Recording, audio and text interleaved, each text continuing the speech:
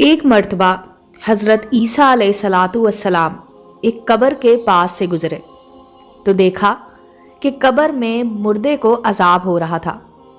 کچھ دیر بعد پھر گزرے تو دیکھا کہ قبر میں نور ہی نور ہے اور وہاں اللہ پاک کی رحمت برس رہی ہے۔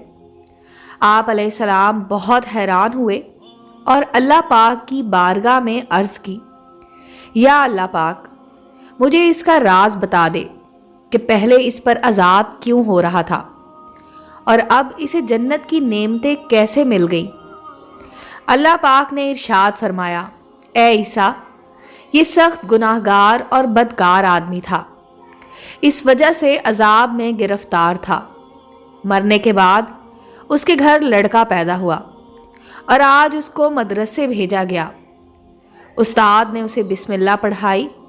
مجھے حیا آئی کہ میں زمین کے اندر اس شخص کو عذاب دوں جس کا بچہ زمین پر میرا نام لے رہا ہے۔ امید ہے دوستو سٹوری اچھی لگی ہوگی۔ چینل کو لائک اور سبسکرائب کریں اور بیل آئیکن کا بٹن دبانا مت بھولیں تاکہ ہر نئے آنے والی سٹوری کا نوٹیفیکیشن آپ کو مل سکے۔ ملتے ہیں اگلی سٹوری کے ساتھ۔